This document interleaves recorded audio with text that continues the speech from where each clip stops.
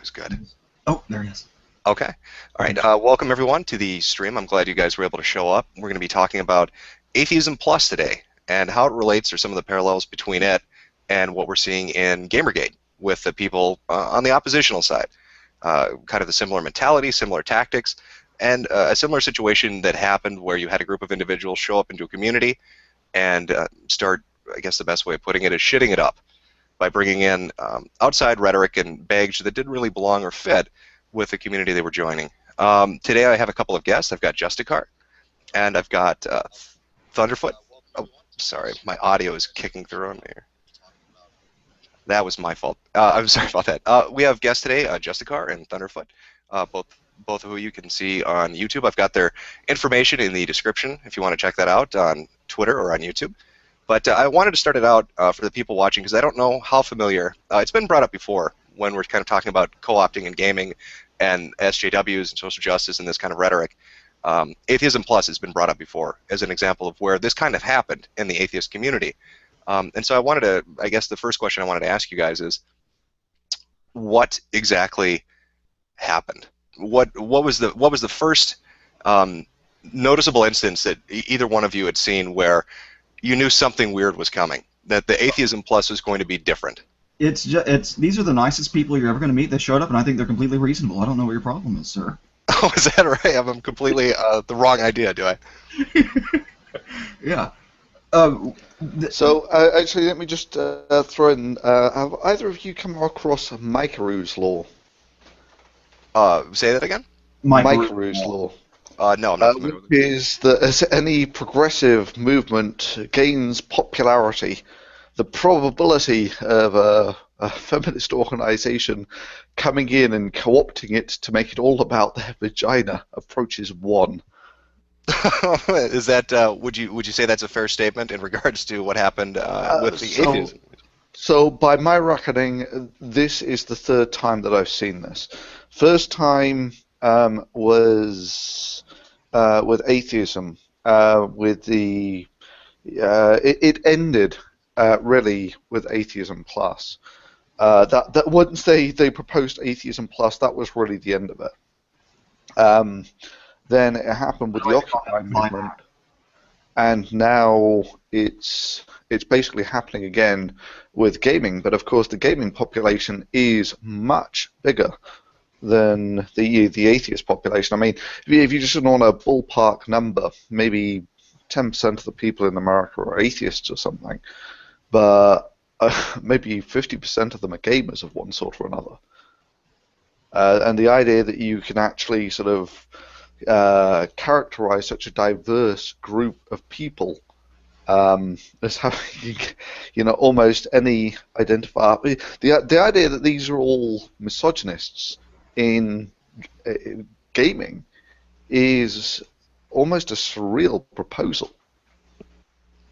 No, it is extraordinarily insane, really, when you kind of look at it. And I know too, and I think for a lot of the Gamergate people, some of them kind of know what happened, but they don't really understand the backstory of it. They get at the idea that this group of people kind of showed up and demanded certain things and changed the way the community behaved, and were extraordinarily vitriolic and just sort of cruel and mean, and I guess ruined how things were. And we're kind of seeing a similar thing in gaming right now that's going on, especially with this media blitz that's taking place.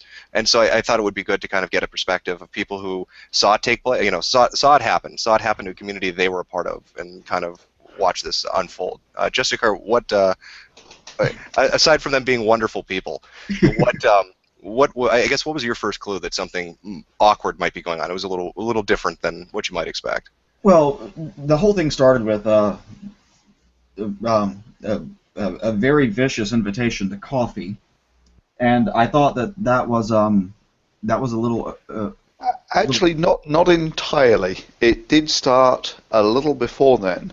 It started with Rebecca Watson deciding that there was all this harassment going on at these atheist events. Oh, right. She gave that speech. Which, to a heart, what they call harassment is what you would normally call, in, say, a nightclub, socializing. That was what they were calling harassment. You know, people were coming up to me and asking me, uh, uh, hitting on me in a bar, and it's like, well, yeah, you're in a sort of social place where people do that, and you're at a conference. I mean, this is, I would have said, uh, background noise in that sort of venue.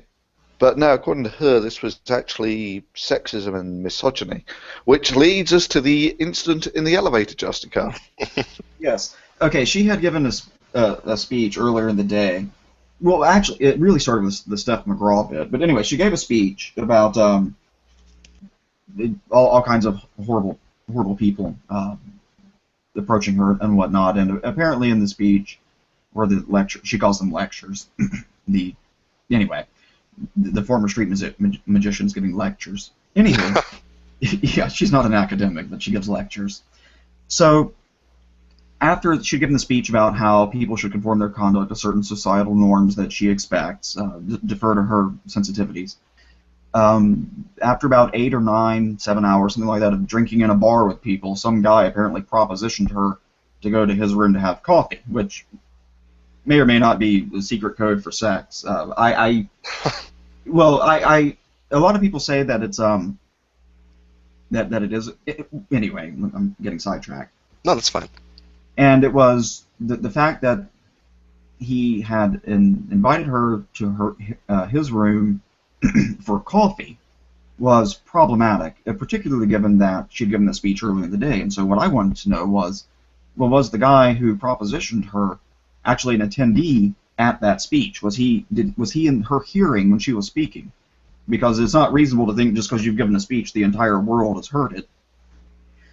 And more importantly, I wanted to know if there's any evidence that this coffee inviter actually existed, because all the pictures I saw of the bar before she left, she's unable to point out who the bad man is. But then the response to that was, well, she suffers from prosopagnosia, so she can't identify him. Prosopagnosia is a facial blindness. You can't recognize people by their faces. I'm like, And this medical. I get that as well when I'm blind drunk at 4 o'clock in the morning. That's one hell of an excuse to pull out for not being able to recognize an individual. yeah, but apparently she can recognize from across the room Richard Dawkins, James Randi, the MythBusters people, the famous people she can recognize straight away. Oh, easily, yeah. Yeah, they probably wear signs. And so was this gentleman had asked her for coffee, and she had found that to be offensive in some way? Oh, threatening. Threatening.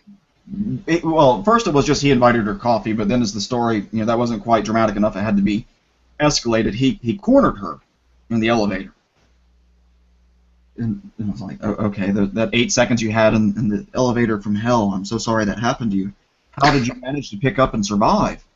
But so what she did with this potential rapist in the hotel is, of course, she went straight to security to let them know to be on the lookout for the guy, so any other women wouldn't have to suffer the indignity of being invited to beverages. No, instead what she did, she went to bed and went to sleep and made a YouTube video about it about a few days later. Because that's what I would do if I thought there were a stalker rapist in the building. I would, just go about my merry way.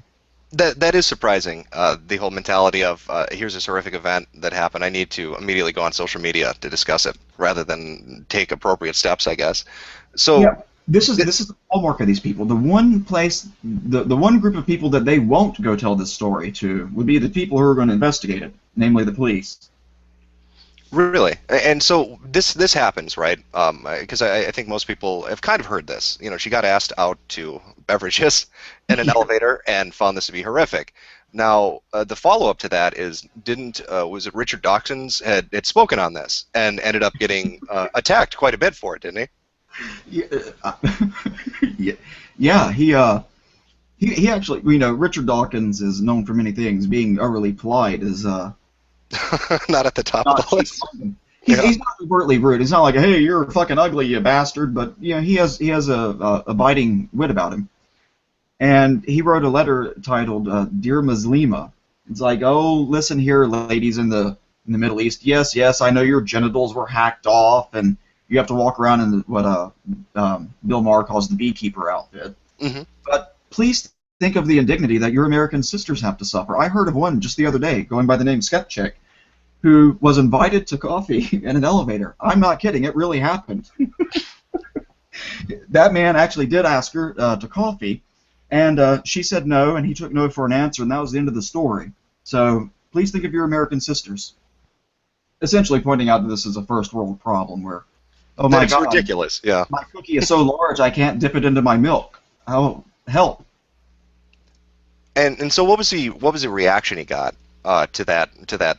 Naturally, everyone saw the eminent wisdom of what he had said and said, you know, he has a point here, a little something about perspective. Or, I'm sorry, why do you hate women, Richard Dawkins? And this became I guess, a talking point, didn't it, for conversations going forward, especially in regards to Dawkins in relation to the elevator incident. They dubbed it Elevator Gate, didn't they? Yes, Elevator Gate. Yeah, who was the first person? I don't know who the first person to write a response to it was, but Blaghag was first among them. And she actually wrote the article before she was sure that it was actually Richard Dawkins who wrote it. And she had to do an edit to that original post, saying it has now been confirmed some hours later that it was actually Richard Dawkins. Maybe a little background on who the hell Blaghag is. Yeah, that'd be great. Founder. So she had her 15 minutes of fame with something called Boobquake, which is there were these people in the Muslim world who had said this earthquake was punishment for all these sinful women going around showing off their bodies. You know, that it's basically boobs caused earthquakes, which is obviously bloody stupid. And of course. so I know they're called knockers. they did some sort of protest where they all went around in bikinis to see if it would. It was something along those lines, and that actually got her on the Colbert Report, if I remember rightly. Really? I think so. Oh man. Yeah, essentially, there was a get-together in a park or something, and it was essentially show as much of your tits as you can legally get away with, and we'll see if it causes an earthquake. And the scientific method. Yeah. which was, you know, that is the sarcasm of that is what makes it so good. Of course, it's great. And then, if I remember rightly, at a later date, she then started complaining that people were objectifying her. Yes. And it's like, so let me get this straight. You took off all of your clothes and walked around in the park, and now you're worried that people are judging you on that.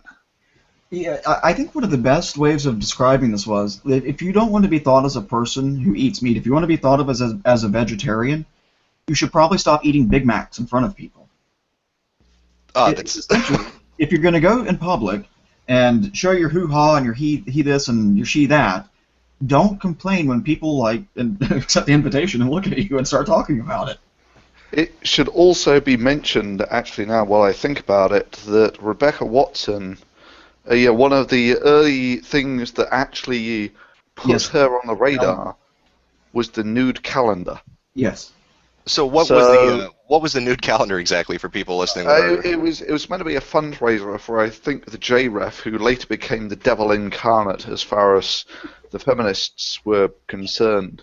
But at the time, they were on the same team, and so they took all their clothes off, they made a calendar, and they sold the calendar and gave the profits to the James Randi Educational Foundation. And this is the same woman who years later starts coming up with all this, objectification of women, yada, yada, yada. So we have the elevator incident, elevator gate. Because I think one of the things, too, that confuses people, or at least people unfamiliar with it, is they hear Atheism Plus, but they don't really have, like, a timeline. So they hear about events, like you've got Elevator Gate and a few others. When did the name start getting pushed around, or when did the formation of the concept of what it was going to be, when did that start getting pitched? Was it after Elevator Gate? Was it during it? Before it? It was after Elevator Gate. Now, it's important to remember that the logo for Atheism Plus, actually, that was something Richard Dawkins, similar to it, had done some time before that, if I recall correctly. And so they adopted this new label that they came up with, totally on their own. And it was going to be atheism plus a bunch of other propositions, not sexual propositions, of course, because That would be too problematic. yes, that's one of their buzzwords, problematic. Oh, they love it. Yeah. Yeah, and I'd like to challenge that assumption. Anyway, and it was essentially after they went down this list of all the things they want to pack into atheism without changing the definition of atheism, of course. And if I remember rightly, it was a list of 5 things. You know, where atheists plus we stand up for women's rights. Then it was black people's rights or minorities, gay people, trans people. And then last of the pile, number 5 of 5, is we are atheists plus we advocate rational thinking, and it's like, for fuck's sake, haven't you got that completely arse backwards? In fact, you know, it's even more arse backwards than that, because you know a lot of people would say that they are atheists because they are rationalists. In other words, I am an atheist because that is a conclusion that you come to from being a rationalist, right? A lot of people would argue it that way, and so to say I'm an atheist, therefore I believe in rationality, is just really arse backwards. It was inverted. They flipped it around on everybody. Yeah, well, for them, atheism is not the conclusion of a line of reasoning. It's actually a starting point for an argument. And I'm like, no. You come to decisions about what is a true what do you think is a true model of the universe based on an analysis of the information that you have, and you reach. In my case, I reached the conclusion there's not a sufficient reason to believe that there exists a God. From that, nothing else follows. You can be an atheist and a complete whack job. I mean, look at the Raelians. You know who they are, right? Yeah, I'm familiar with them. Mm-hmm. Yeah, they're a UFO cult essentially. They're atheists, complete whack jobs, but they're atheists.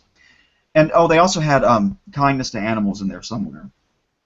In their list of what an atheist plus was?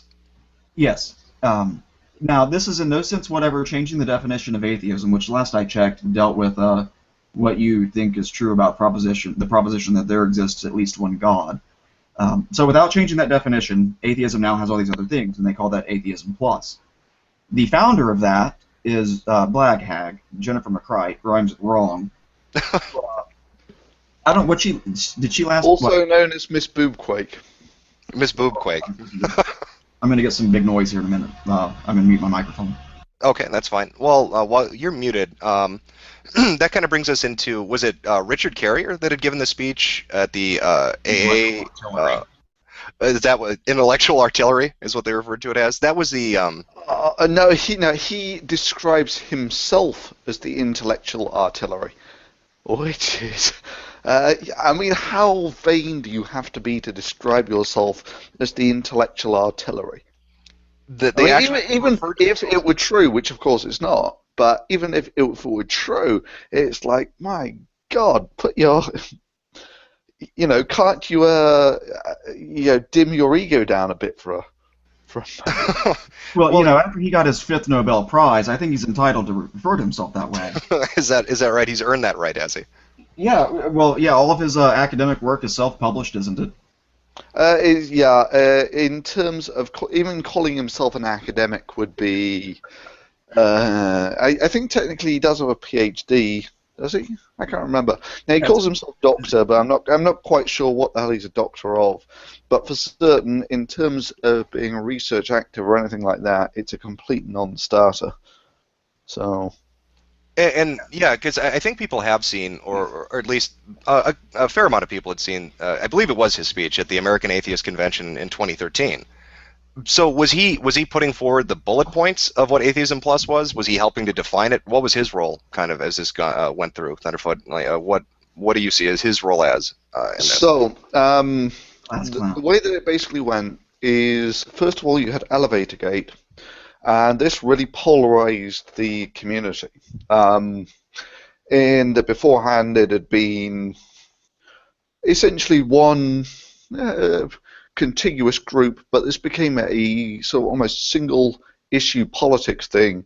You were either pro Elevator Gate or anti. And then the people who were... Wait, that's not accurate. You're either pro-atheism plus or you hate women, you rapist. Oh, no, no, it was better than that. You were cannibalistic humanoid underground dwellers. Oh, Oh, right. Chuds. Is Floods. that is that what they referred to everybody as?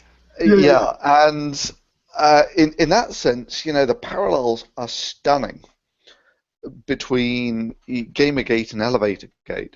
In that, first of all, came the polarizing issue, and then you had the people like Carrier, who said, the time has come for us to throw off all of these sick misogynists, and we will have a new third glorious age of rationality and enlightenment that will stem from atheism plus, which really didn't even make it past the end of the week before it was dead in the water.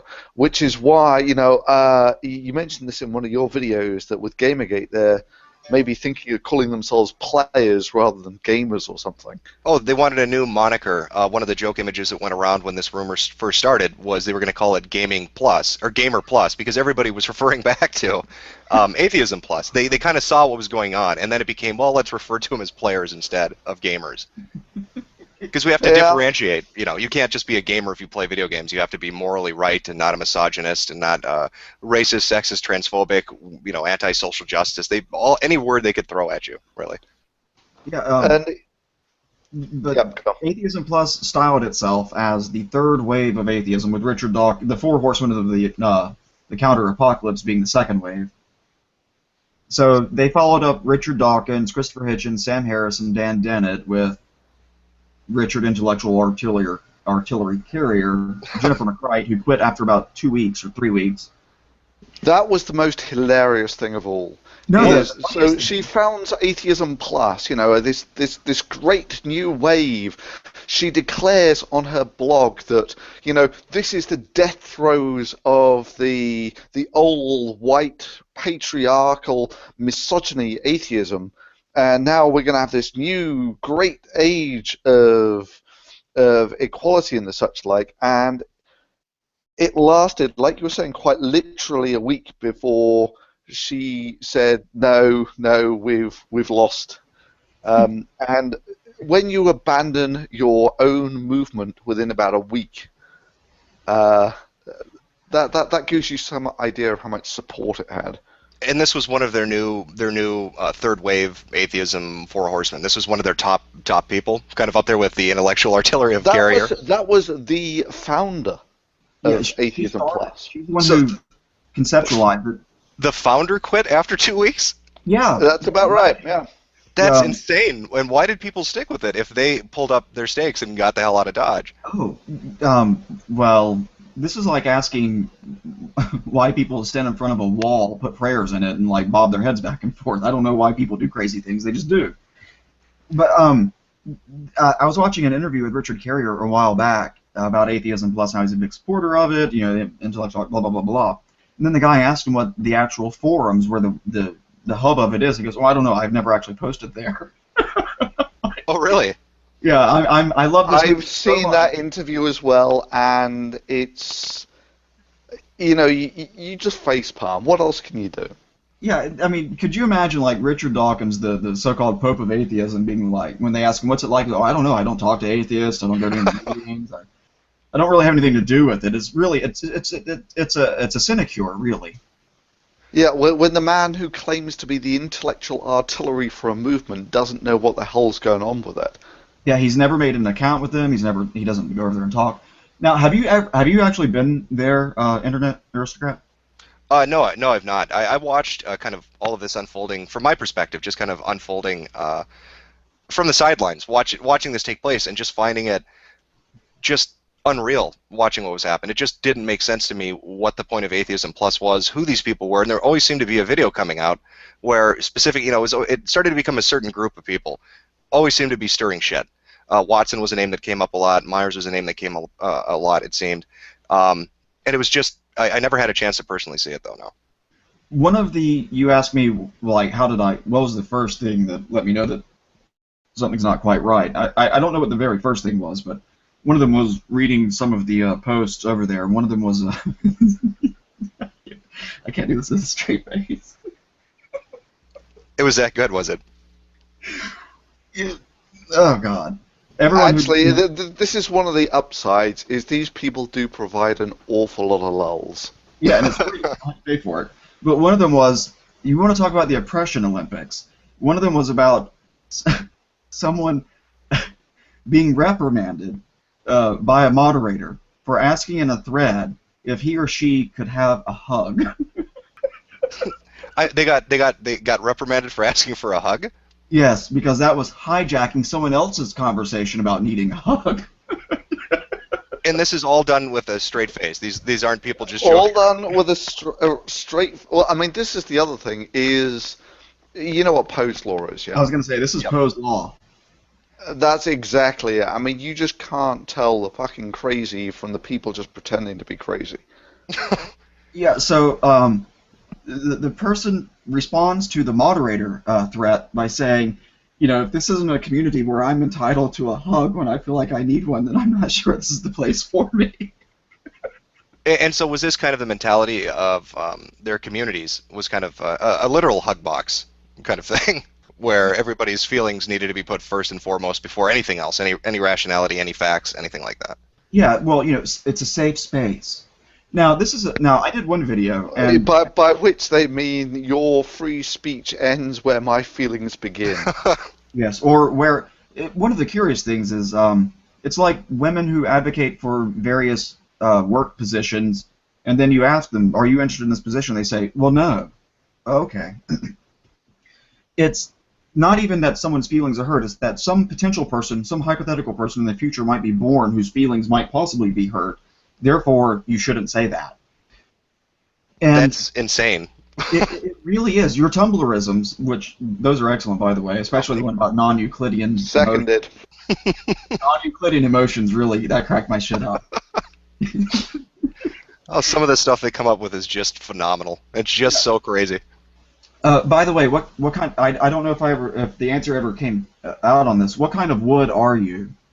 Oh God, I think of myself as oak would be what I'd go with. That's oppressive, I'm sure, to somebody. Yeah, that sounds a little too masculine, sir. It does. I need to check my privilege and offer hugs to people that feel safe with it, so it's not too problematic when I tell them Oh, this. that's another thing. You can't just offer a freestanding hug to someone. You have to make sure that you have the person's online consent to your online hug. Otherwise, it's Well, this kind of opens up another subject. This found its way into certain conventions, didn't it? Where they wanted to draw up essentially a list of behavior.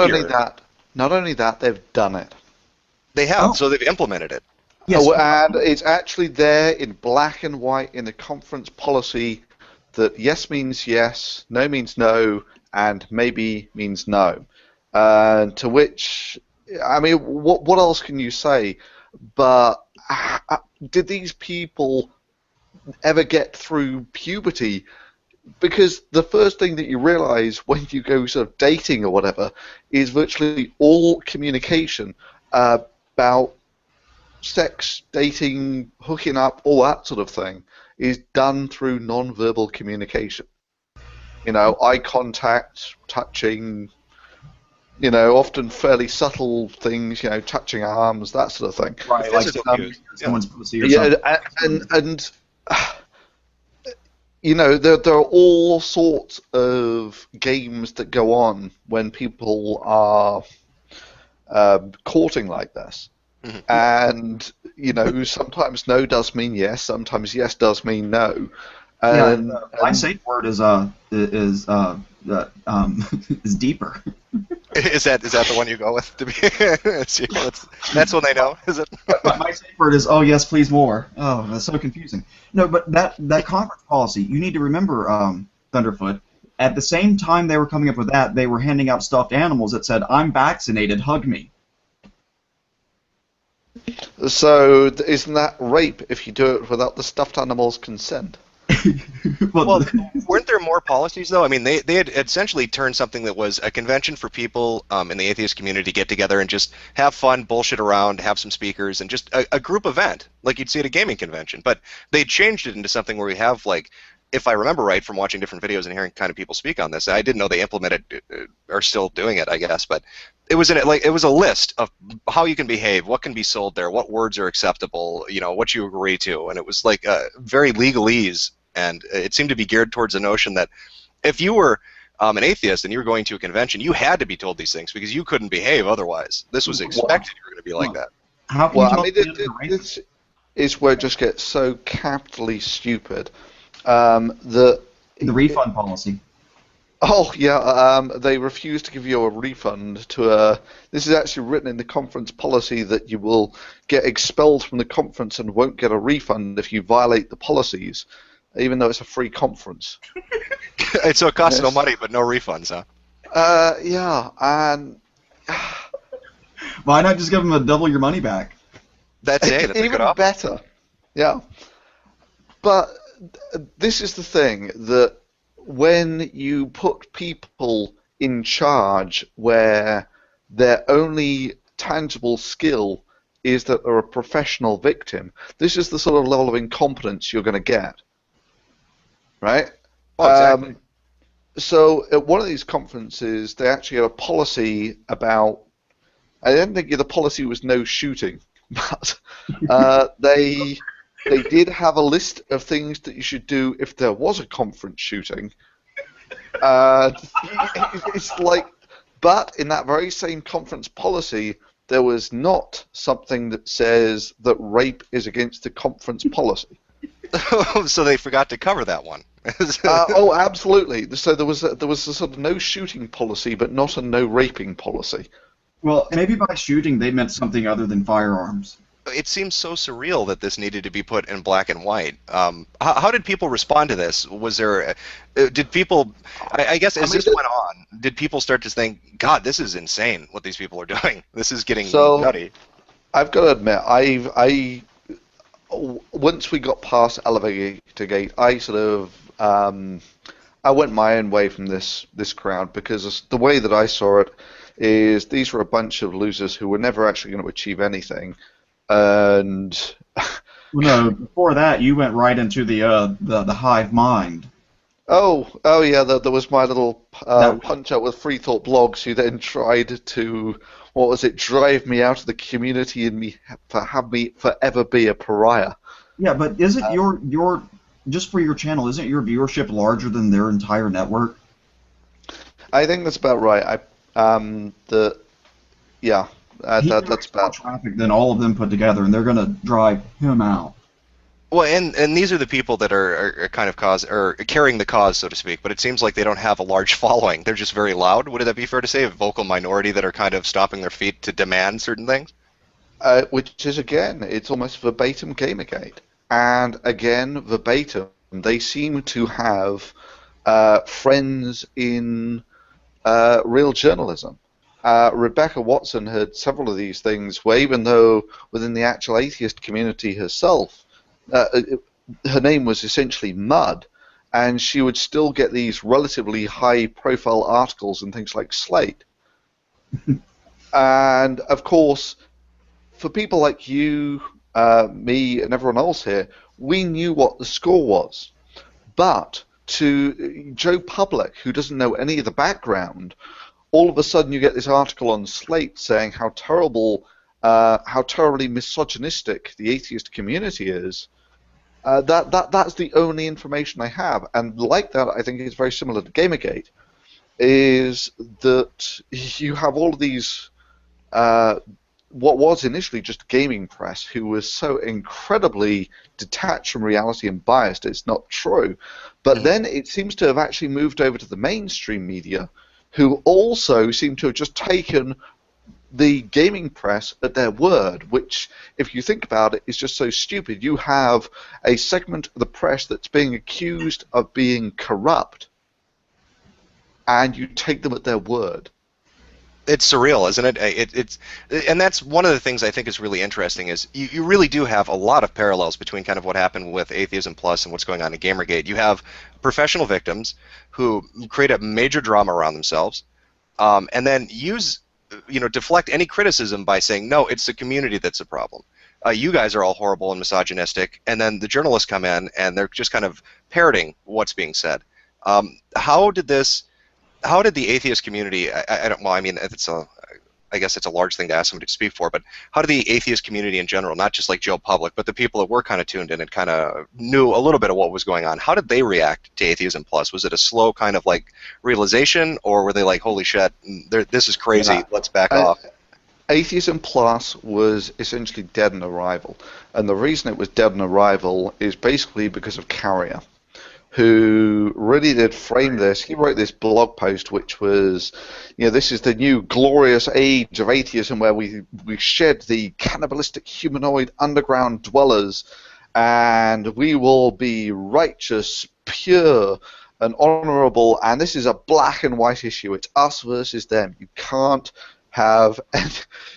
he basically made it a binary choice, and oddly enough, it turns out that if you want to make an issue which has a lot of grey in it, either black and white, people will just call bullshit on you. It's like, I might not entirely agree with one or the other, but I'm certainly not going to put my ex next to the guy who is saying you're either with us or against us. Yeah, and more than that, it wasn't simply enough that you had to agree with their principles at the outset. You had to agree with the label. You had to label yourself, so that way they could identify, oh, you don't identify as Atheism Plus, therefore you're not good enough to be in the community.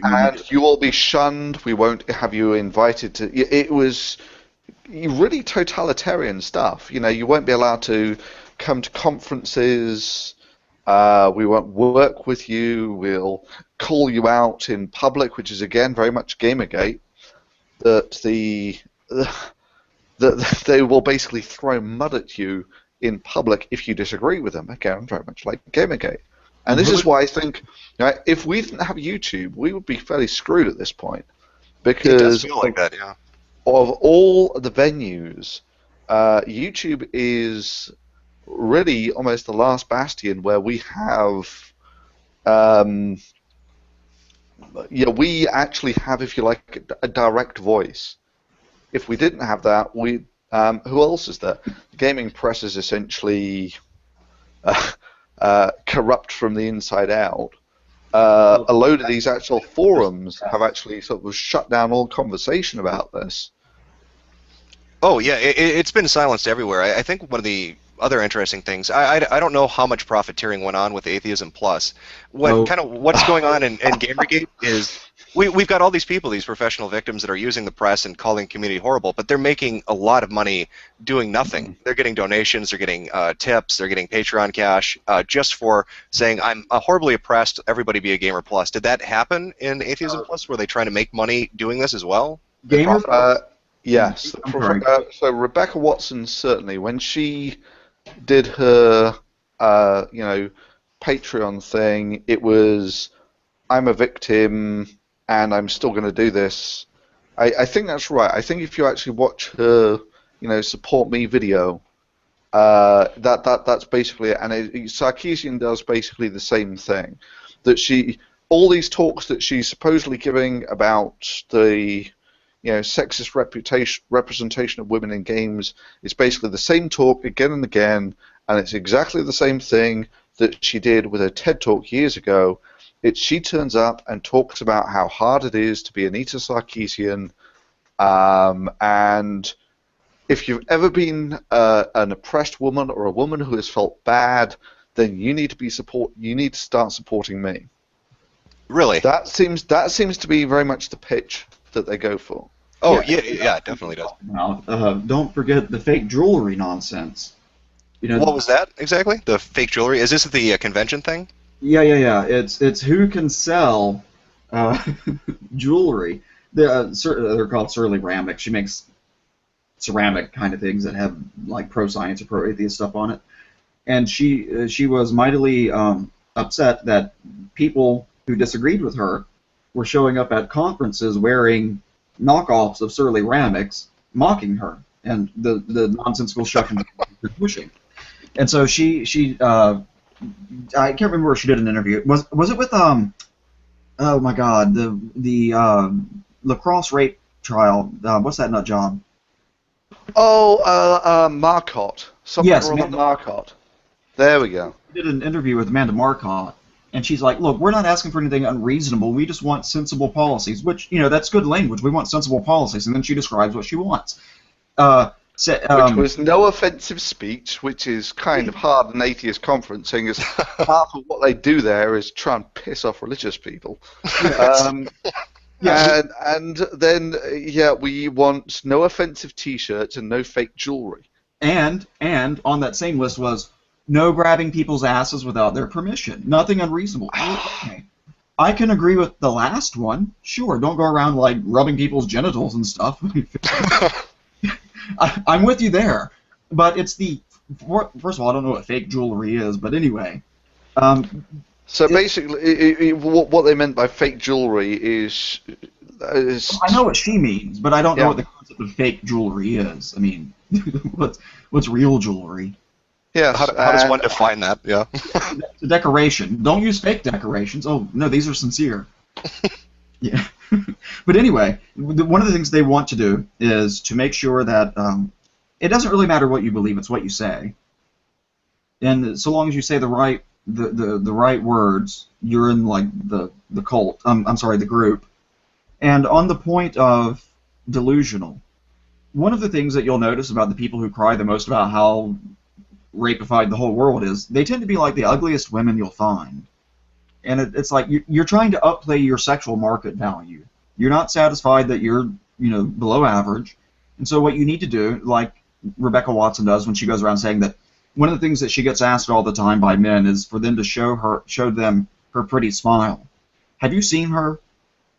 Yes, I've seen Rebecca Watson. No one has ever asked to see her pretty smile, I assure you. Especially if you see what her teeth are like, yeah. Yeah, she's got, like, all the teeth are, like, just screaming to be in front. No, me first. No, me. Oh, God, get out of the way. She's got fucked up teeth. And whenever she does an accent of people who want to come talk to her, it always sounds like a black guy. Yo, baby, yo. Anyway, like, Mike Root put it best, like from a Mandingo kind of affectation. And also on the delusional bit about not being able to be comfortable with who they are, is they think that they have a sense of humor, but they don't. Thunderfoot did a video on this, and so did Pony Slay Station. His was short and funny. And it was a video that Rebecca Watson did about a cancer charity, I think it was. And she starts it off by saying essentially, fuck you to the men in the atheist community who, how did it go?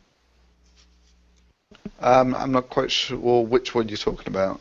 She starts off with their balls tuck up inside them, or what some people call a man. Oh, that! Good God! I mean, she basically to get money for it was a video to raise money for charity, and she basically starts off by saying all the atheist men are dicks. And no qualifiers, nothing.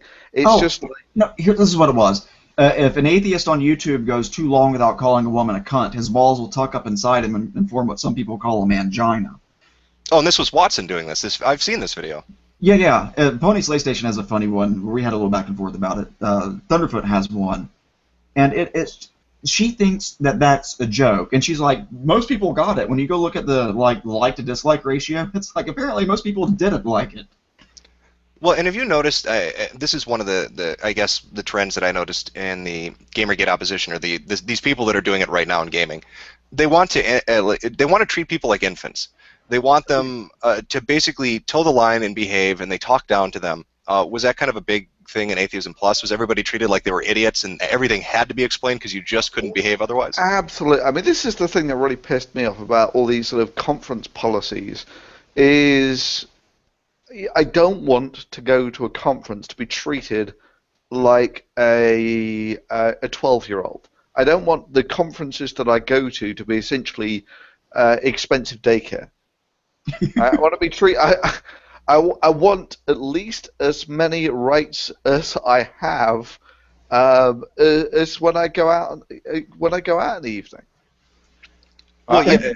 And these people too, at least from what I remember seeing, and I think you both would have better perspectives on this, and Gamergate, what we've seen is the people that do end up speaking out against them, the people that go against the narratives that are kind of put forward by people like Zoe Quinn or Brianna Wu, are attacked. They're attacked quite brutally. Some people, get threatened to be doxxed or have their account shut down, or they're just attacked and called the worst things in the world. Was there that kind of reaction from the Atheism Plus group? Like, if you dare to speak out against us, we are going to smear you in every imaginable way. Absolutely, and let me just inject here that I actually joined something called Free Thought Blogs, which is this is essentially the mecca for the social justice warriors in atheism. Now, why did I join them? Well, I just didn't know at the time. Okay, I should have read up more about it. But it should then be stated that I lasted, I think, 10 days there. It was something like that. It was incredibly short. And that was based on a few things. The first of all is they also had this back channel, very much like this gaming journalism mailing list. Yeah, it's exactly what it was. It's just a mailing list. And they signed me up to that mailing list, and it was just the most petty bitching about settling scores and all this sort of shit. And almost instantly, there was as much going out on that back channel as there was going out on the blog. And if these people have got nothing better to do than this, then no organisation that spends this much time in petty bitching will ever achieve anything, right? Because that's what they were spending all their time doing. Anyway, so it turns out that they didn't realise they'd signed me up to this thing, and one of the things that they're bitching about is me. Because them, being the wonderful researchers that they were, thought I was the amazing atheist. So wait, they put you on a I didn't know this. They put you on a mailing list talking about yourself, thinking you were somebody else entirely. Exactly. How ridiculous! Oh, God. And I still have it, so I just get around to reading some of this, and I put up a reply basically saying they'd accused me of absolutely everything: racism, sexism, misogynist, pro-rape, all this sort of shit. And it's like, I just went on, look, everything that I've ever done's online. Just show me where I've said these things. And then comes forward all these apologies, including Richard Carrier, who apologized and told me that he thought he had got me confused with the Amazing Atheist. And it's like, you fuck-ups, you world-class fuck-ups. Anyway, so after that, I put up my post about how I thought they were going down the wrong road with all this sort of misogyny stuff and all these conference policies, and that was basically the end of it. They dogpiled me and threw me off about a week later. Now the bizarre thing is that I actually was still able to read their mailing list even after they thought they'd thrown it off me, after they thought that they'd thrown me off the mailing list. And so I also got to see them doing all this conspiring how they were going to destroy me. How dumb are these people? Jeez. World-class dumb. Yeah. And so I have all these sort of mails where they're conspiring about how, guess what, they're all going to release their blogs on the same day to utterly destroy me. And not only that, how they want me made a pariah such that no one in the atheist they wanted me destroyed. A pariah who will be shunned by this is almost verbatim what they were writing. A pariah who will never be sort of talked to or taken seriously by anyone ever again. And that's so eerily similar, too. I mean, you're talking about we're going to all release blogs talking about this at the same time. When I saw all that stuff about the 20 articles, whatever, announcing the game is dead on the same day, I was just getting so much deja vu over that. And the more so seeing as it was completely detached from reality. So there are various sites that allow you to track, whether you get more or less subscribers, that sort of thing. And this entire attempt from Free Thought Blogs to try and destroy me. 100. Yeah, I lost about 300 subscribers or something, which was out of, at the time, I think, 150,000. So that was your death knell, then? They really got you? That was my death knell, and now it's up to about 1/3 of a million or something. So their aspirations just completely outweigh their operational ability. And again, this seems to be the way it goes with Gamergate, is they have the aspirations that they're just going to declare gaming to be dead, just like Atheism Plus decided that atheism was dead, and now we need a new wave. And what happened?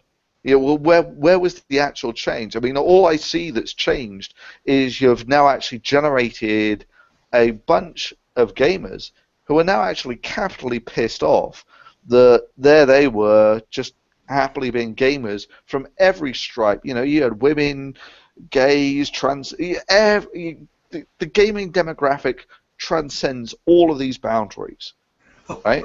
To greater and lesser extent. And now all these people are basically being told, oh no, the gamers are dead. They're all misogynists. It's a several $billion an industry that generates several billion dollars a year from people is dead. Yeah, it's completely buried. Yep. So you get a few hundred people, and they will pretend as though they are the representative sample of the fucking universe. On the gay issue, for those people who don't know, and this might come as a surprise to some of you ladies out there, I'm gay. One of the things that started right at the beginning of Elevator Gate was PZ Meyer said to me, and he knew, or should have known because we talked about it, that I'm gay. And he said the only reason that you have a problem with what Rebecca Watson says is so that way you won't feel uncomfortable. You'll feel like you're entitled to corner women in various rooms and hit on them. I'm like, you have fucking jumped the shark. For one, even if I were straight, I was like, for one, even if I were straight, look at me. There is no way in hell I would hit on a Rebecca Watson. I'm way out of her league. And two, I'm a big old fucking Peter Puffer, dude. Like, ugh. There's the amount of alcohol required for a Rebecca Watson to become attractive is the exact amount that would be required to make sure that I couldn't have sex. Well, no, I mean, we heard Thunderfoot's kind of the reaction he got. Now, you had made videos, too, kind of talking about the stuff going on. Did you end up getting a lot of shit thrown your way, Justicar, when you started talking about it? I get the two extremes. One, the people who are just dyed in the wool. Every rude word is an injury to all women for all time, even women who won't exist for thousands of years. And all women who are dead, it travels backwards through time and hurts them somehow. And then I get people who are like, look, you were very strident. I get called that a bit in the beginning, but when you get past my rebarbative language, mm-hmm. They've come to see it from my point of view. And if you look at my demographics, my web presence has done nothing but grow since Elevator Gate, and PZ Myers and that group has done nothing but decline ever since. And I should also, if I remember rightly, Myers had at least 2 goes to try and bury you. Yeah. And the first time, because you get the sort of thumbs up, thumbs down thing, so you can use this as sort of barometer to gauge someone's internet footprint. I have 2 data points. The first one, when he linked to me because I put up a video, I got about 15,000 views, something like that, in the first 24, 36 hours. A year later, he tried to send people to one of my videos to like massively thumb it down, and it caused a bump of almost 600 or 700. And I have a third data point, and it's when he inadvertently there used to be a phenomenon known as fringulation. Okay. He used to have a very large web presence. When he would link to something, if it was a small website, it would crash their servers. He can't do that anymore. That phenomenon is dead. And he linked to Black Hag, and she inadvertently reported the metrics that it caused 400 people to go to her site. And I'm like, yeah, this is... So, someone enlightened me. How many people are watching this? Oh, right now? A couple thousand, I'd imagine. 4,000. Yeah. So, anyway, in the space of a year, he was down about 1/12 of what he was the year before. And I'm not growing rapidly or anything. I'm a grower, not a shower, people. Don't judge. But steadily, slowly and surely, it's just been an increase for me. And I haven't changed my language. And this is how I talk in real life. If anyone meets me in real life, they'll be like, oh, he's just the same as he is on the internet, only bigger. I look smaller on your monitor, I'm sorry. But anyway, it's just that kind of nonsensical shit that he is so vociferous in his ideology that he'll look at a gay guy and say, "Look, faggot, the reason that you agree with him is so you can hit on bitches." And like, look, dude, you're fucking off the chain. And I do want to return to the point, maybe not now, but in a little bit, about the infantilization of people. But before that, I'll answer the question about the feedback that I get. No, that's fine. It is, I have gotten what would count in the Free Thought Blogs land as death threats. And indeed, I got a very detailed one about how the guy wanted to, or it happened to be a guy, wanted to watch me bleed to death as he shoved a knife inside me and whatnot. And after he sent that to me, I grown out of the phase where I would correct people's grammar and email back to them what they'd sent me with red lettering and everything, and I just sent him back a picture of my phone. Bring it, bitch. You know. Well, and that's one thing. That's one thing too I wanted to touch on, because there are some names that popped up throughout this. In Gamergate there are too. The people that seem to keep popping back up. One of them is PZ Myers. Can either one of you kind of give some background information on who that is and the role they played, so people in chat that might not know this, or Gamergaters who are unfamiliar with it, have an idea of who he is? Well, Rebecca Watson's greatest fan, I think, would probably be the simplest way to describe it. Is he or her biggest white knight? That kind of thing? Absolutely. And by in fact, just that he's vociferous. He's a prodigious man. Is he now? He's corpulent. Well, he played a role throughout a lot of this. I seem to remember him starting quite a bit of drama a couple of times over the last 2 or 3 years. Not so much well, a little bit. Right now there's one going on where he's accusing Michael Nugent, who is, depending on how cynical you are, the world's biggest pussy or the world's biggest assuager of people's feelings.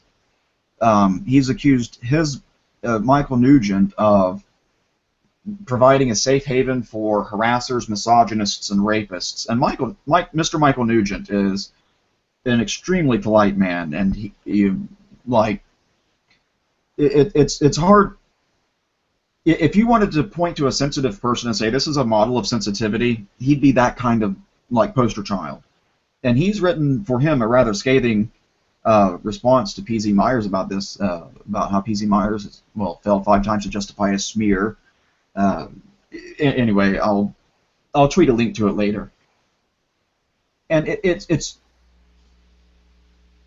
is hard to imagine calling someone like that, Michael Nugent, a person who defends rapists and misogynists and harassers, let alone trying to protect them. That is nonsensical. And this was the allegation that Myers had leveled. Yeah, this is happening right now. This is like a week or so old. One of the other nonsensical things, which is again, I mean, this is just Gamergate all over.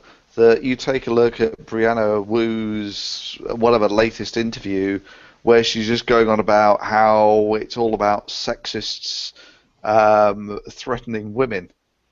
Or you look at Sarkeesian's one of her latest tweets about how Gamergate is basically a sexist temper tantrum of something or other. I mean, it's misogynistic hate group. Yeah, they've got a lot of terms they love to throw out. So what was so you have all this happen, and you've got this group of people behaving in this way. What was the pushback? Did people ignore it? Did you guys start to mock them? And how did you treat Atheism Plus once you were familiar with what exactly was going on? What was the approach that the atheist community took to try to just, even though it was dead on arrival, but just to try to make them shut up and stop being so stupid? And in many ways, Atheism Plus was the catalyst for all of this. Right before then, they ignored camp a little bit before then, weren't you? Well, yeah. I mean, I just wasn't paying that much attention. And as far as the way that I was playing it before this was, I was aware of it, but I didn't see that the infighting was going to actually achieve anything. You know, it's the old house divided against itself cannot stand. If you're going to spend your time doing anything, focus on something that's useful, and so on and so forth.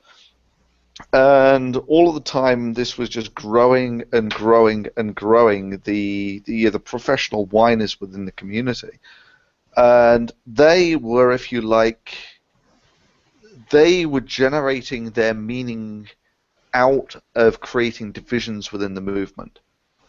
Right, that was basically their bread and butter. Very much like Sarkeesians, bread and butter comes from creating divisions within gamers. And at least sorry? these people belong to the atheist community. They're actually atheists. Sarkeesian is a complete poser. Yeah, that is one interesting difference. It seems that we have a lot of people that are involved right now, kind of peacocking out in front of mainstream media and drawing attention to themselves, who aren't gamers, who don't seem to like the medium at all. And I do think that would be weird, especially in the relation to Atheism Plus, if it had been just somebody walking in off the street and being like, you know what, I'm going to do this, and if you guys aren't with it, you're all horrible people. But well, actually, there is one thing that they have in common, and that's all that they're essentially talentless wastes of skin. Well, that's not entirely true. With Sarkeesian, she's actually a fairly decent salesperson, so to speak. But she's a very good huckster. Yeah, she's very good at. Oh no, it's very polished. If you watch one interview from the next, it is like it's from rote. No, I would disagree with that. You take a look at her XOXO talk. She's basically just reading it off the prompter, which is very inconveniently put down by her feet. So she really does look very awkward like that. It was pretty awkward. She seemed to be extraordinarily nervous, even though she was at what seemed to be the epicenter of one of these kind of cults. You had the people in that audience seemed to really have drank the Kool-Aid at XOXO Fest. And not only that, whiter than Congress, 90% male. I mean, it's the amount of projection here is incredible. That it's everyone else who is sexist now come, and Atheism Plus was exactly the same. We want inclusivity, we want gays and people of color and all this sort of shit. And you take a look at their clique conference, which is Skepticon. And again, it's whiter than Congress. No, if you want to talk about crowd drawing, look at Sarkeesian's events versus when Black Hag did that talk about how to leverage social media. Oh, that was hilarious. And so she ends up basically talking to an empty room. It really was quite literally, she was talking to an empty room on how to effectively use social media to promote a message. Right? So I guess this is the fundamental difference, is Sarkeesian's a far better snake oil salesman than any. The people that we had in Atheism Plus, they weren't good at anything, not even selling snake Bullshit. oil. Well, Aristocrat, what was that video you put up a while back where you said the conference and these are the people who weren't there? I'm gonna guess that's the. Are you talking about the more recent one, the Gamergate Part 1 video? Yeah, it was one of those on Gamergate, and we pan out to the audience, and it's like mostly an empty room.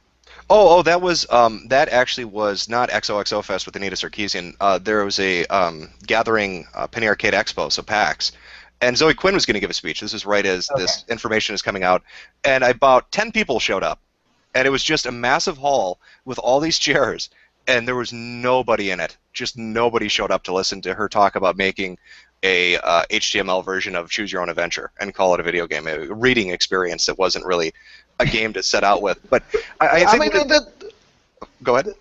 This is what really pisses me off, is these people seem to be laboring under the delusion that gaming should be an educational experience where you are in touch with everyone's emotions and all this sort of thing.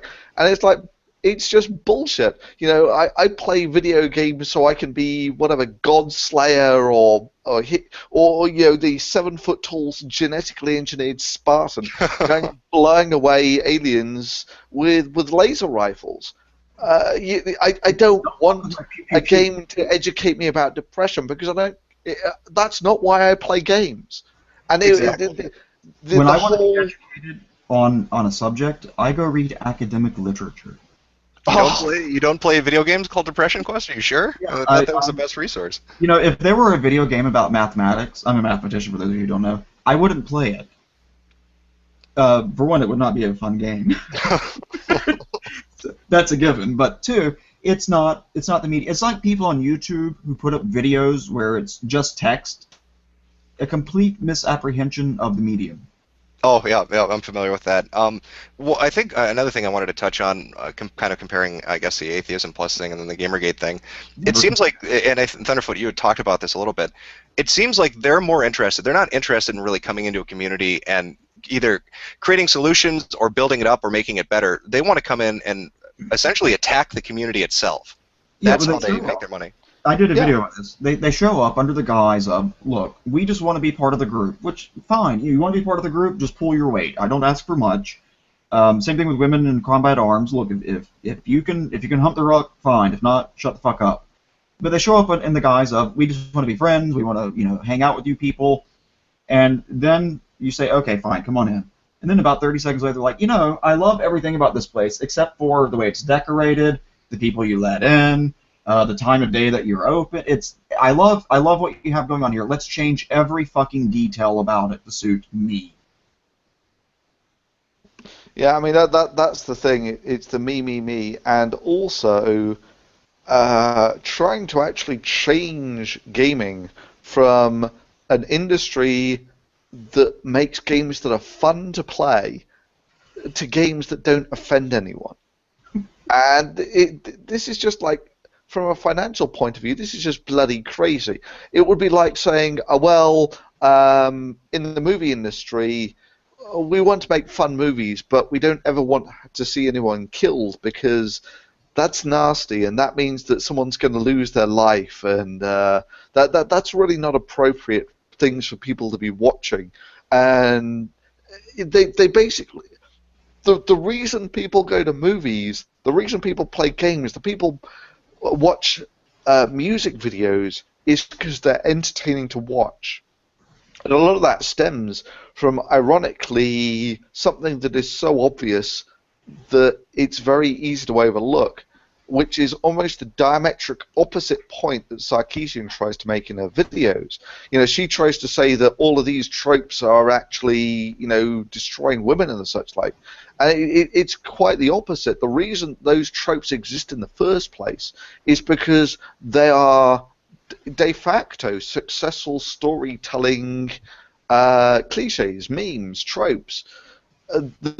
People do want the women in stories to be beautiful. People do want the men in stories to be strong and decisive and all this sort of thing. You don't ever see someone saying, well, what this story needs is a fat, ugly woman. Right, that's exactly what it needs in the middle of it, yeah.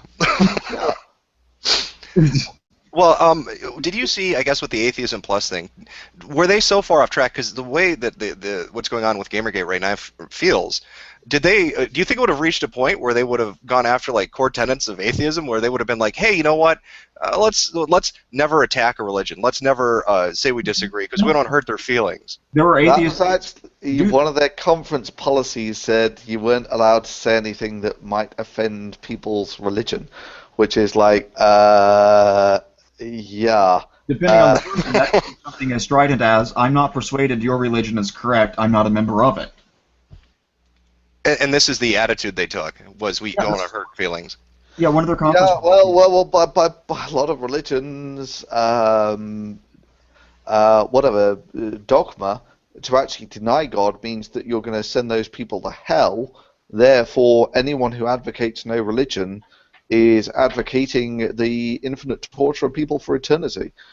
And that's as offensive as it comes. So, yeah, I mean, like, if you just kill your neighbor, that's a finite act. But if there's an afterlife, and you kill them when they're like in a state of ungrace or whatever, that's an infinite punishment. And you couldn't. They don't want you to bring this up. That's kind of what I find weird. What were they changing it into? What did they hope Atheism Plus was going to look like? Was it going to just be social activism, and they're just using atheism to try to push that? Wait. You're laboring under the fundamental misapprehension that these people are competent. Yes. Also, let's not do them the credit of saying activism. That. How about con job? Slacktivism. Slacktivism. Yeah, there we go. Yeah. Like, oh my God, there's an injustice in the world. Let me turn to Twitter and I'll solve it real fast. Well, have they done anything? Did Atheism Plus accomplish anything? Did they have any stated goal and actually accomplish something without tripping over their own 2 feet? I think one of their implicit goals was to provide an endless source of humor, and they've done wonderful jobs there. Yeah, but unfortunately, it didn't last that long because it was really dead on arrival. Is it? Do they? Let me see if they're still up. No, I think it's still there. It's just there are more moderators than posters. It's reached that point, has it? It really is a ghost town. All in all, how long would you say this lasted from the very beginning where it started picking up momentum until where it just everybody's like, okay, they've fallen so flat on their face, there's nothing they're ever going to do? So the natural frequency is, I think it was about 18 months from Elevator Gate to Atheism Plus. And from then it was Atheism Plus basically died on its feet. It went absolutely nowhere, and I can only hope that Gamergate takes the shortcut and one of these losers please just suggest that we have Gamer Plus. I mean, it would just be such a gift. I would love if they came out and did that. I mean, part of me wants to egg them into it. You know, it's like, well, why wouldn't you advocate for Gamer Plus? You know, don't you think that we ought to be Gamers Plus? We are against the discrimination against women. Don't you think that's a good thing? Why wouldn't you want that unless you want the sexist and the misogynist in gaming? I'm at their site right now, and there are 3 registered users online, one of which is the Bing bot, the other is the Google bot, and then someone named Mocha. Who died at their computer 3 years ago and just hasn't signed out yet. Most users ever online was 136 on Monday, October 8th, 2012, which is, I think, the first month it was up. Well, and I think another thing to raise... Run the number again. How many? 136. And how Really? many do we have watching this? 4,354. There we go. That gives you an idea. It's quite a bit higher. To give you an idea, I have one math video, a calculus video on an obscure topic that has more views just about as many views as their entire website. Really? Yeah. How many views for their entire website? Well, oh God, I don't want to keep going back and giving them crap. Bump up this Oh, come on! Have a sense of generosity. Oh, wait a second. Oh, atheists. Oh, here's their manifesto. Atheism Plus is a safe space for people to discuss how religion affects everyone and to apply skepticism and critical thinking to everything, including social issues like sexism, racism, GLBT issues, politics, poverty, and crime. For more information, see our fag. Oh, Jesus. Well, these people have kept going, though. I mean, that's one thing I think people in Gamergate probably are going to encounter. Even if this gets stopped and the corruption gets dealt with and these people get called on what they're doing, you still have people like, even after Atheism Plus, you still have PZ Myers, you still have Rebecca Watson running around. But do you think the damage done to them from the horse and pony show that they put on is pretty much permanent? Oh, Right. PZ can't recover from this. Sorry? PZ, I don't think that they can. They would have to really pull a rabbit out of the hat to recover from this. So that I would mostly agree with is that they capitally backed the wrong horse on this one. Which is an irony, seeing as they're at a site called Free Thought Blogs. Where you, as long as you agree with us, you can have as many free thoughts as you want. Yeah, it seemed to be quite a bit of groupthink. It kind of is a social justice warrior mentality. If you either agree with us or you're horrible, and it has to be 100%. It can't be a degree. You can't vary a little bit from anything. Yeah, but this, for me, Rebecca Watson really does seem to be more or less finished in this, and she never really brought anything to the forum anyway, right? The thing that she brought to the forum is she took her clothes off for a calendar once and elevator gate. That's almost her entire resume here, right? So when you're looking at, you know, what are the achievements, what has she ever done? It's pretty thin. You take a look at people like Sarkeesian, and again, it's really pretty thin. You take a look at her background traffic, and she gets big spikes for her videos, and I've never really understood quite how she manages that, but she does anyway. And then it drops off to really a quite a low background. That her videos are not what you would call long tail. Right. I think I'd speculate the reason Sarkeesian gets a traffic bump is it has to do with the journalist collusion stuff. They want to push out that narrative. So every time a video of hers comes out, it gets linked 14 times in every article they write about it. Like, here's Anita's new video, here's Anita's new video, here's Anita's new video, or there's some new threat or some horrible thing that's happened, and we need to obviously go watch it to make sure that we don't turn into horrible sexist mass killers. But this is the thing, that when she actually goes and gives her talks, they seem to be very much of a muchness about basically how hard it is to be Anita Sarkeesian. And that I see as having a very limited shelf life. That, you know, if how many times can you actually deliver the same talk? You know, here's me giving my TED talk, whatever it is, 4 years. I forget how many years ago it is now. And now here she is 4 years later giving basically exactly the same talk. Here's some people who said nasty things about me on Twitter. I mean, how long is it before your brand image essentially becomes the professional victim? Because that's essentially what happened with Rebecca Watson. Now, she was completely incompetent when it comes to actually putting a civilized face on this, which is why, you know, when she puts up this video basically saying all men all UT male atheists are dicks, or they have to call women cunts at least with a certain frequency, otherwise they become manginas.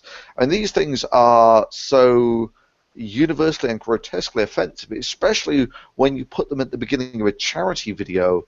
That sort of thing does become your brand image. Sarkeesian is at least smart enough to keep her mouth shut on matters like that, but it still is that her core message is that of a professional victim. That's what gets her the majority of her traffic.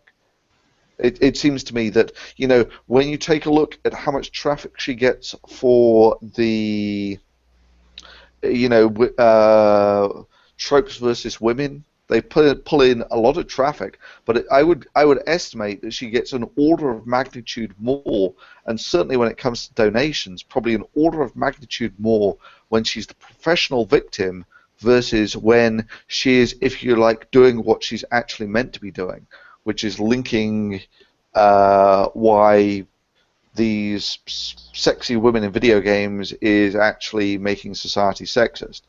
Which, of course, yeah, I mean, the whole premise of her video series is bullshit, but she gets a shitload more traffic for when she's actually the professional victim. Right. They make themselves the sorry. They make themselves the story. That's the con. It's not what I'm talking about. It's me. It's totally me. Everybody look at me. I need money. Give me attention. Look how oppressed I am. Me, me, me, me, me. Absolutely.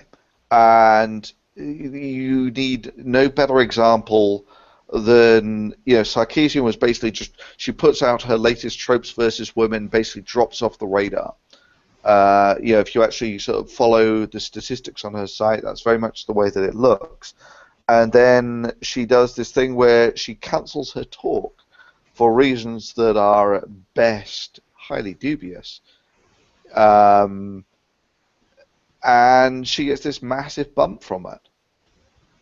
Well, I was going to ask... And to people who are not like you or me or anyone here, to people who have not kept up to speed with this, and all they see is the mainstream media presentation, then what sort of opinion are you going to form about Gamergate if that's all you've seen about it?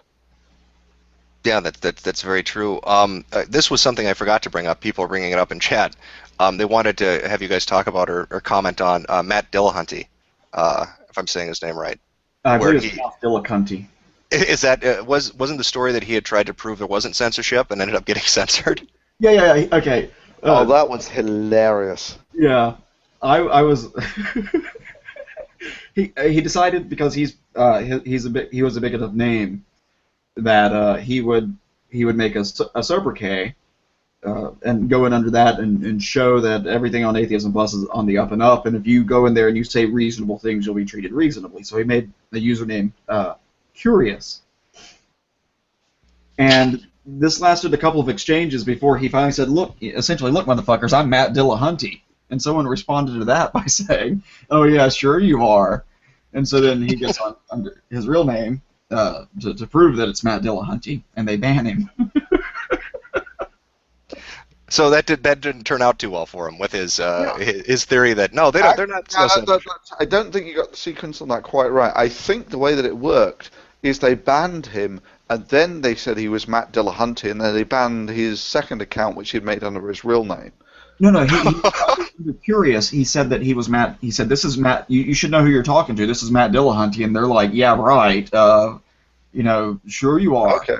It was like when geneticist Don Kane left a comment on PZ Meyer's blog on Feringula, and he was talking about essentially the phenotype being the visible features of an animal. It's to include its behaviors, and why it is that women are more drawn to going to the churches than men are. And he said it was something about the phenotype, and that they were, P.Z. Meyer's blog idiot commenters are responding. Oh, the phenotype doesn't deal with the behaviors that you see of an animal, essentially things of that nature. And he responded, goes, "Oh, I forgot to mention, I'm actually a geneticist. We just call this the wild type." And he goes on a little bit, and then they come back and like, "Oh, those big words, and you think you're so smart. You can't get away with showing up to a biologist's website and pretending that you know genetics." And another person said, "I want Don Kane out of the genetics boat now." And it took P.Z. Myers a couple of days before he finally responded by saying, "Yes, Don Kane is actually a professional geneticist. He's a damn good one. He's a friend of mine, and his use of the word phenotype was perfectly correct." It took him days before he could muster up the balls to discipline his what he calls his horde. Well, what was Dillahunty's response to this? So he comes out and says, I'm really who I am. They don't buy into it. Does he still defend them? Does he say, oh my God, they're wrong? No, he that minor incident notwithstanding, he was still like, Atheism Plus is 3 bags full, rah rah rah. It's a great thing, social justice, that kind of shit.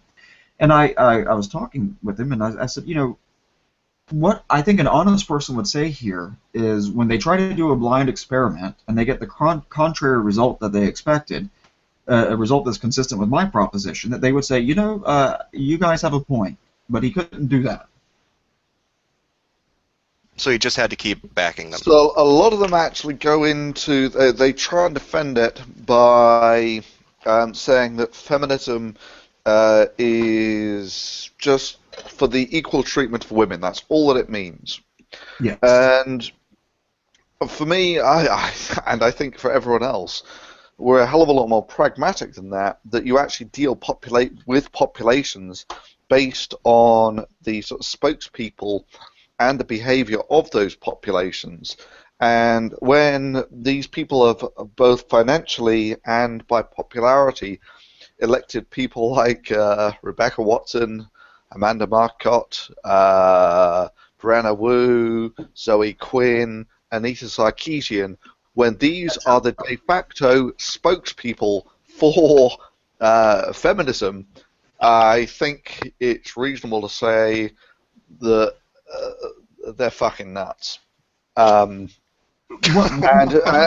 to actually sort of portray this as all these people want is for women to be treated as people is just bollocks. I mean, that's just a weak ass cop out. No, one of the rhetorical tricks that they like to pull is if you have some position that has, say, 5 propositions in it, 4 of them are reasonable. Women are people, blacks should be treated equal, whites, blah blah blah, and then proposition number 5 is something like, and we should exterminate the Jews. And so you say, well, whatever that movement is, here it's feminism we're talking about, but it could be anything. And you say, well, I'm not on board with that movement. I'm not on board with that label. What they'll say is, oh, so you have an issue with proposition number 1. So to translate that into real terms, some guy called into the Atheist Experience, Matt Dillahunty's TV show, and he said, well, I'm not a feminist. And the response was, oh, so you don't agree that women are people. As though that is the only proposition that exists within feminism. It isn't. That proposition is unobjectionable by everyone. I've never met a person who thinks that women belong to some other species. I've never met a person who doesn't think women are fully human in all respects.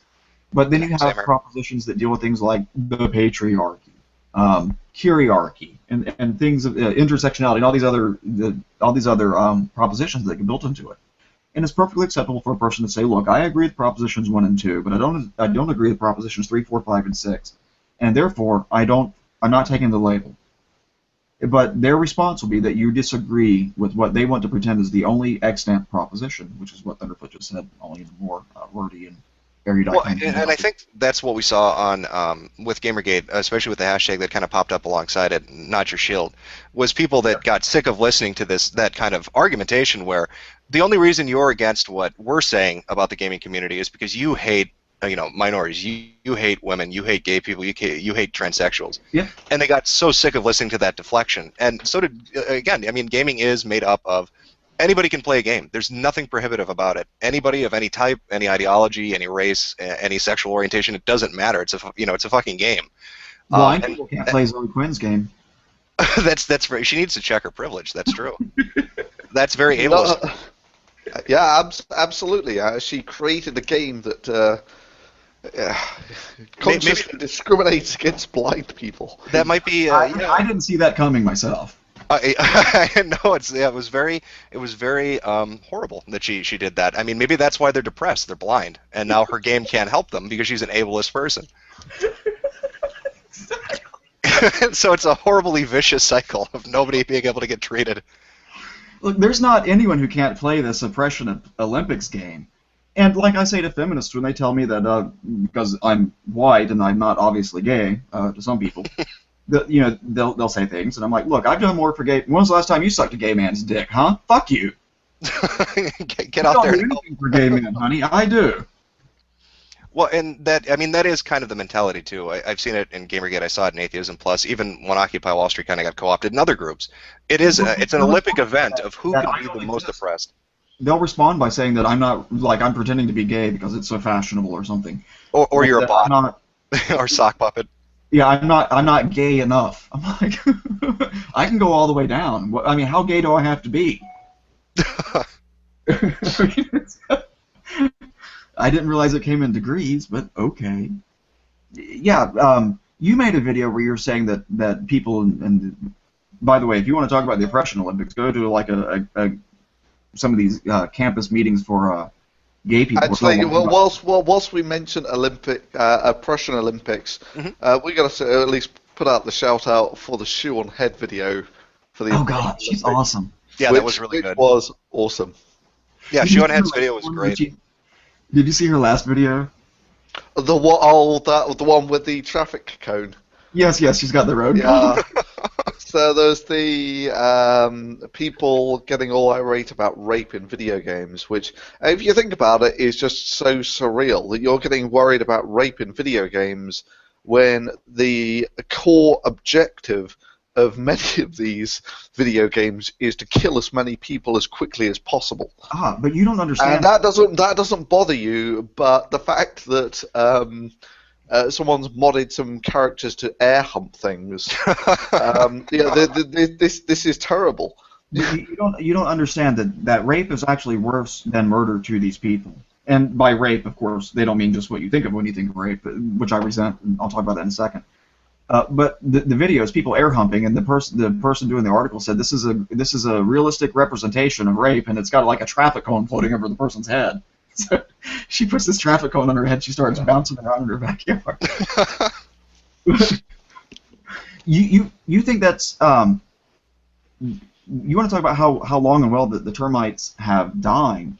In 19 in Quoting Hitchens and win, win, win. Say what?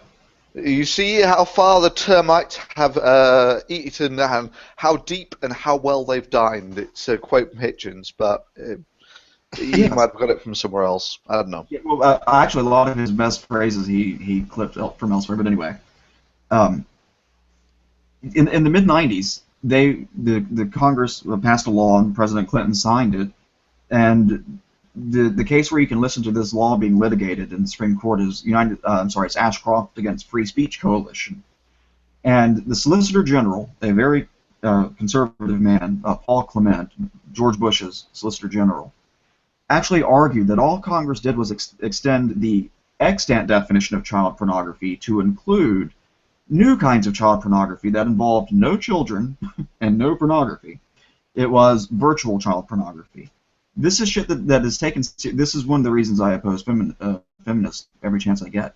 They actually do have some influence. They can get a law like that passed where a person can sit around and create on a computer representations of people doing things that you don't want people doing, and claim that that's just as bad as actually raping children and videotaping it. Because there's no distinction. I've noticed with a lot of SJW rhetoric that everything is taken to the extreme.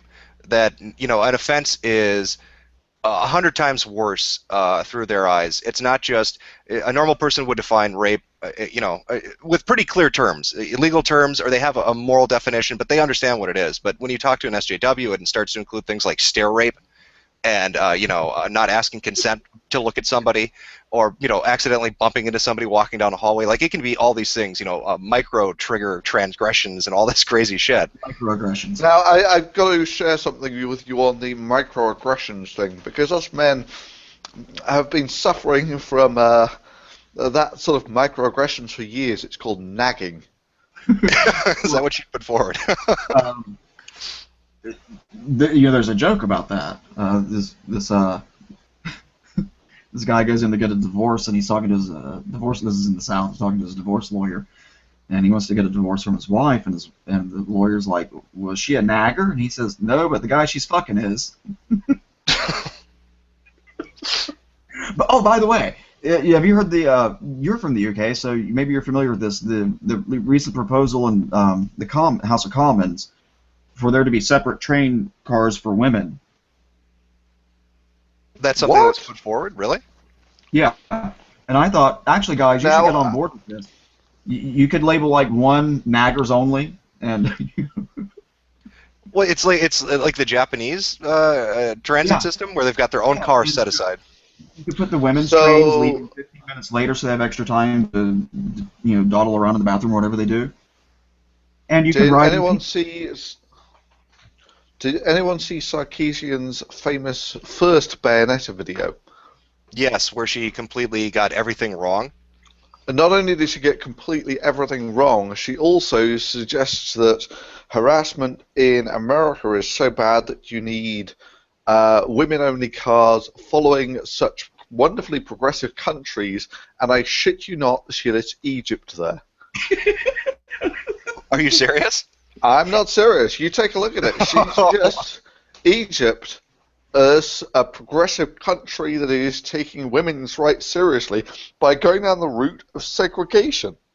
It's just insane. Well, not only that. I mean, can you imagine if the black people are so oppressed in America that we need to give them their own part of the bus. This is like the reverse of Rosa Parks. I will not ride with those white folks. Yeah, the harassment of black people has gotten so bad that they need their own part of the bus. I'm just waiting for her to jump up on a table and scream, "Union!" Well, you bring that up, but that Penny Arcade Expo had talked about setting up a diversity lounge, because this is so weird. They preach one thing, but their rhetoric always leads back to things we've already seen, like segregation laws and prohibitive speech. So PAX had said, it's really hard if you're a minority or if you're gay to go to a gaming event. So they created a separate room called the Diversity Lounge, where different people who weren't, white straight males playing games could hang out and feel safe. So they gave them their own back of the bus. What's that? The back of the. They all look alike. You're all the same. That's very true. No, I mean, if you're a terrible. white male, obviously, like me, you want some pussy. Yeah, obviously you're going to harass everybody at an event because you can't control yourself. So we have to set up segregated areas, diversity lounges, to protect people. You It's don't call it just segregated. That sounds a little racist. too true. Yeah, it sounds too accurate. That's why they don't like to call it. So that's why it's the diversity lounge instead of the segregated room. Yeah, But, there's a diversity center at my campus, and I'm like, I walk in there, and it's I'm like, oh yeah, this is diverse. Look at all these white people on the computer. jeez. Well, yeah, thanks for both of you coming out to do this. I appreciate you coming out to do the stream. Like I said, I wanted to talk about kind of Atheism Plus, and I wanted to give GamerGators, I guess, an idea that this has happened before, and these people are amateurish, and they will boggle it up, and that's what we've seen with the gaming press. They're just really arrogant and stupid, and they continually shoot themselves in the foot. And I thought it was kind of good to see that that happened once before, and that they fell flat on their asses doing it, which is kind of, inspiring. Dealing with this. And just like with Occupy as well, they infected Occupy. Watch Mike video on that. It's actually a good video. Yeah, if you can give me a link, I'll put that in the description too of the video so people can check that out. Because I think that would be good for them to watch as well to kind of get an idea of what happened there. Yeah, and I would like to just say thank you for giving me a platform where I could finally come out. Oh yeah, hey, it's safe space, right? We don't want to be too problematic for you. Wanted to protect you from anybody who's going to say mean things. Yeah, exactly, because I'm a big pussy. But on the note of language and whatnot, these people do shoot themselves in the foot. But the thing that works for them is they stay on their message, and eventually, if you hear it enough times, it becomes familiar and comfortable. And these people, not necessarily the Gamergate people, but feminism writ large, they do have some influence, and they can get stupid laws passed that get people put in prison. So it's important that you pay attention to this and listen to the link. When they talk about rape, and I resent that I have to do this now, rape, child porn, whatever you want to call it, pick a topic, that when someone says that, for instance, if I were to learn that a person moving in next to me were a sex offender, what I would want to think of is, oh, this person has raped someone. But now I'm in the awkward position of having to ask, when you say sex offender, do you mean sex offender or sex offender? And I resent that I have to do that. And that's one of the problems that attends this type of social justice warriorship. It is the bastardization of the language such that terms that should be strong and should have very finite, crystallized, unambiguous meanings no longer do. Yeah, and like the watering down of rape to basically mean I had remorseful drunken sex. I've been raped thousands of times. Yeah, I know, and for me too. I think we're there for a couple. It was wonderful every time. I wish it happened to me more often. I have to ask, Mr. Aristocrat, how old is your cock, and what's this notion about the... I was offended that some people asked me about you're giving me a pearl necklace as though I don't swallow. That is offensive, motherfuckers. They need to check that privilege. Yeah, I still haven't heard the end of that. I'm a very naive, innocent person, and so when I thought I was describing a piece of jewelry, apparently it's a slang term for something else, and so I promised Milo a pearl necklace, and now they're insistent that I deliver that with my, mysteriously aged dick. So wrong. My ambiguously aged dick.